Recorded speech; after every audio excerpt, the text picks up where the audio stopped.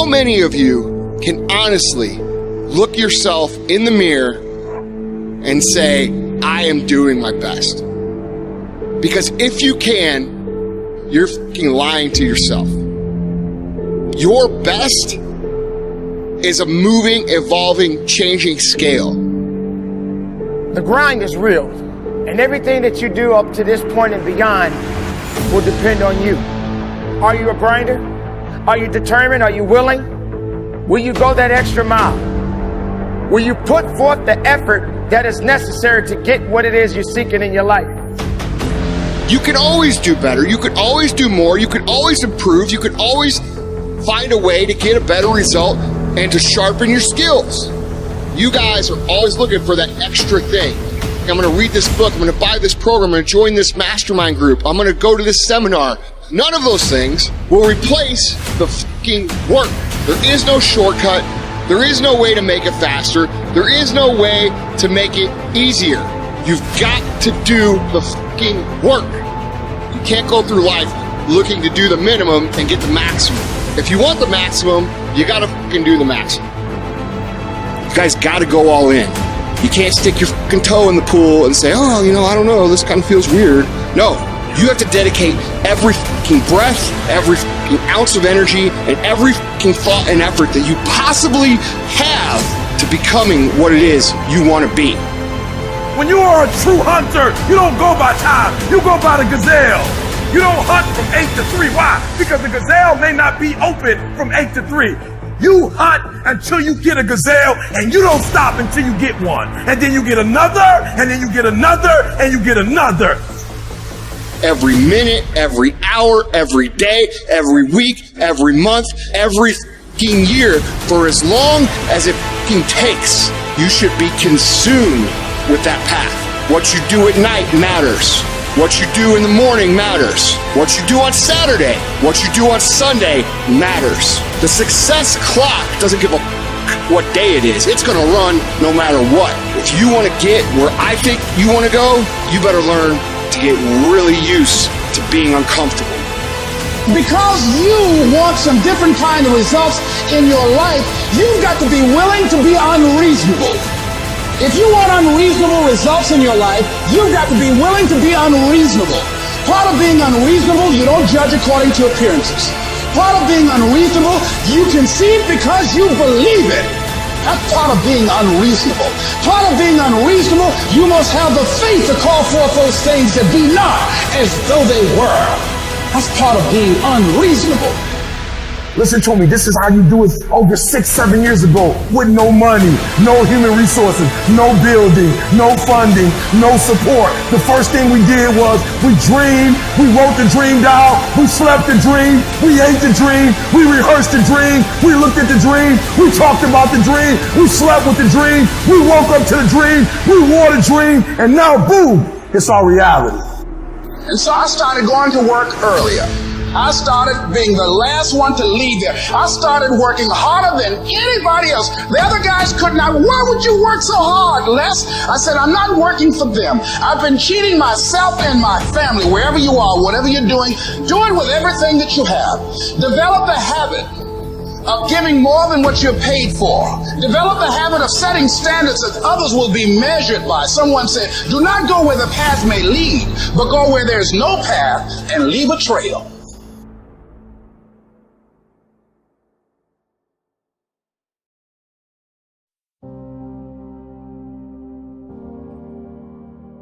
We can't work out without purpose. We need to get into our dress for the wedding. Summertime's coming, so you want to look all good. The biggest purpose in life isn't all it. It's how you respect yourself, how you look at yourself. That's an everyday journey. So every day you should be getting after it. We look at determination, self-discipline. We look at hard work. All these terms, it's almost like we dread them. So don't look at them as dread and punishment. Look at those words as a lifestyle. Stay hard. Betray your destiny and see how long it takes you to be drowning in a storm. It'll happen immediately, and of course it will, because What's calling you to be your best is exactly the thing that's pushing you forward to manifest yourself most fully in the world. It's what you need. You run away from that, the boat's going to start to rock very, very quickly. Well, what does that mean? Well, what else would come out of chaos? You know, if you fall apart and then you put yourself back together, what is it that comes back out? At least you're in better shape than you were before, you know, and then maybe you do that 20 times in your life, or 50 times, and you do it voluntarily. In short, 92% of the average person's worries take up valuable time, cause painful stress, even mental anguish, and are absolutely unnecessary.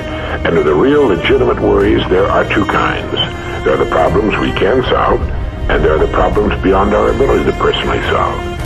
But most of our real problems usually fall into the first group, the ones we can solve if we learn how. You cannot be great being a lesser version of what already exists. You can only be great when you execute against your own potential and do your own development. And that means getting up there and looking like a clown.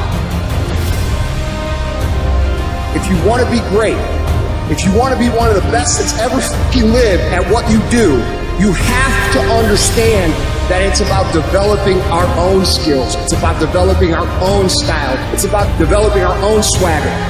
It's about developing our own selves. And what mountains could we move, I think?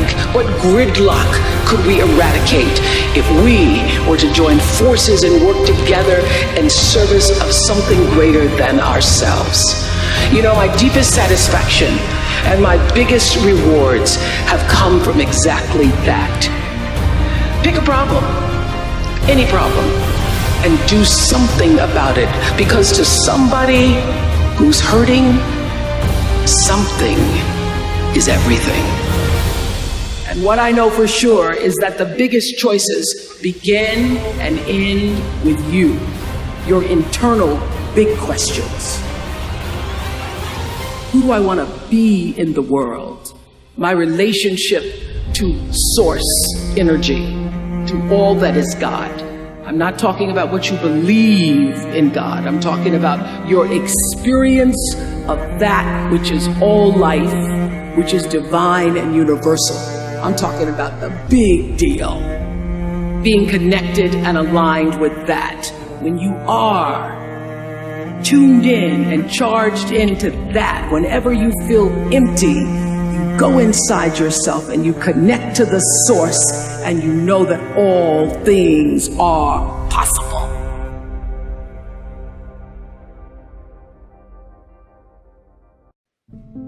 Your life doesn't have meaning without aspiration or an aim. Okay, so you need a hierarchy of values. There's got to be something at the top. It's got to be something important. If you don't have that, your life doesn't have any meaning. So if you criticize the hierarchy, or even the idea of hierarchy, you destroy the idea of aspiration. And then people have nothing. Well, that's not helpful. People are built for a struggle, and they're built for a weight. And you want to take on a heavy burden voluntarily. See if you can put yourself together. See what you can do out in the world while you're waiting to die. It's an all-in game. It better be worthwhile. And so there's a tight relationship between responsibility and aspiration and hierarchy. And when you criticize those things, you get rid of the aspiration. We are thrown challenges, and that in some sense those are best construed as tests of our ethical ability. So what Jung thought, his idea was something like this, that at the beginning of time, people were unconscious, and that consciousness emerged with all of its catastrophes, consciousness of death, for example. And one way out of the burden of consciousness was to return to unconsciousness. You can do that with alcohol. You can do that by being dependent. You can do that by failing to grow up. You refuse the burden of consciousness by becoming unconscious again. But there's another way forward, which is to become even more conscious. So the idea would be a little bit of consciousness is like an illness. But if you can expand that consciousness upwards enough, then it starts to become something that is its own cure. And that partly what your goal is while you suffer through life is to heighten your consciousness to the point where everything gets integrated enough so that that's proper medication for the disease of self-consciousness. And most humans are completely unaware that there is a dimension of consciousness in them that is deeper than their personality, their personal self. So they are trapped on the surface level of reality, and that is not a pleasant place to be. We confuse signs, words, numbers, symbols, and ideas with the real world. Most of us would have rather money than tangible wealth, and a great occasion is somehow spoiled for us unless photographed. And to read about it the next day in the newspaper is oddly more fun for us than the original living. And all so-called civilized peoples have increasingly become crazy and self-destructive because through excessive thinking they have lost touch with reality. Reality is the part of you that is eternal. And when you live there, you abide in an absence of fear. And you begin to know that life itself is a sublime experience. And there are no accidents in it at all. And that intelligence, whatever you want to call it, flows through each and every one of us. And the same intelligence that moves a star across the sky moves a thought across your mind. We all must deal with that dark side of our nature, the positive side of our nature.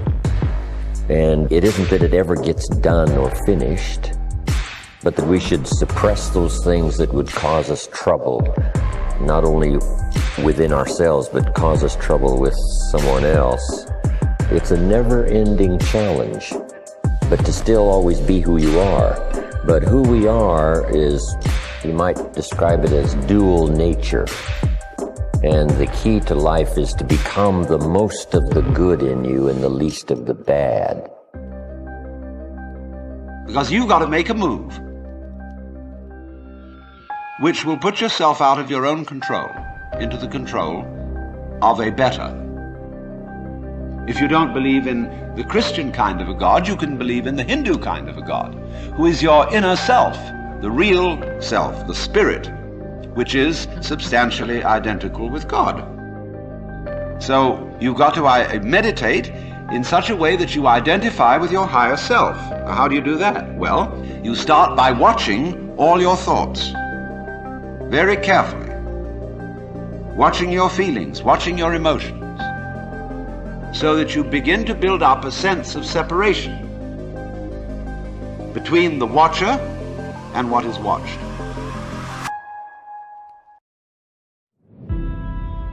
You cannot change conditions or circumstance. You don't have to let them control you. We can't control what's going on outside, but we can control what's going on inside. Unfortunately, I don't think many of us have been raised to really understand that. And it's a lack of understanding that's causing all our problems. We are the only creature on the planet that's totally disoriented in our environment. All the little squirrels, the birds, all the animals are completely at home in their environment. They blend in. You and I are totally disoriented in our environment. We've been given the mental faculties to create our own environment. However, we go right through school and we've never learned that. We have higher faculties, and the average person has no knowledge of how to operate with them. We have perception, the will, reason, imagination, memory, and intuition. Those mental faculties, they're not just words. They're actually mental faculties that we can use to take control over our world and to create the environment that we want. But unfortunately, we grow up, we don't know that. We've been raised to live through by what we see, hear, smell, taste, and touch. We've been raised to be controlled by what's going on outside.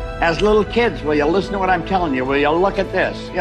And so it's all outside. I think we're raised in ignorance, actually. There's a very small percentage of the population that have a reasonably clear understanding of who they are and what they're capable of doing. But the ones that do are in the minority.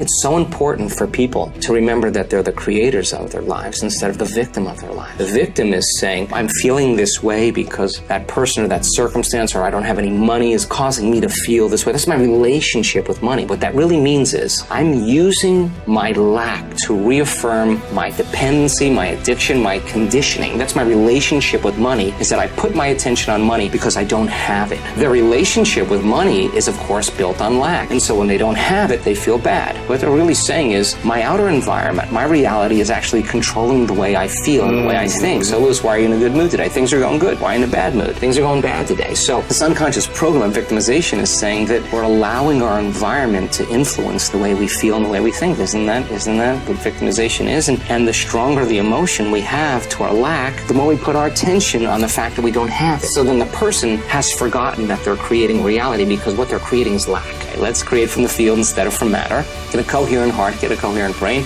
relax in the heart, and energy moves right into the brain. We've measured this 1,000 times, and all of a sudden the person moves into these beautiful, elegant brainwave states where they're super creative, right? The future must become the present in the imagination of the one who would wisely and consciously create circumstances. I think right now everybody wants to create circumstances because they don't like the ones they find themselves in. But you see, you cannot change the circumstance you find yourself in.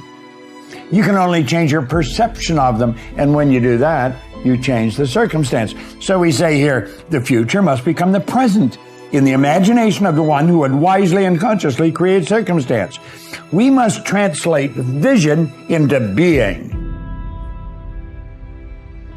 Thinking of into thinking from. Imagination must center itself in some state and then view the world from that state. See yourself where we want to be and then be there. Thinking from the end is an intense perception of the world of fulfilled desire. That is so cool. Thinking from the end is an intense perception of the world of fulfilled desire. So what are we doing? We're building a goal, and then we see ourselves already having accomplished the goal.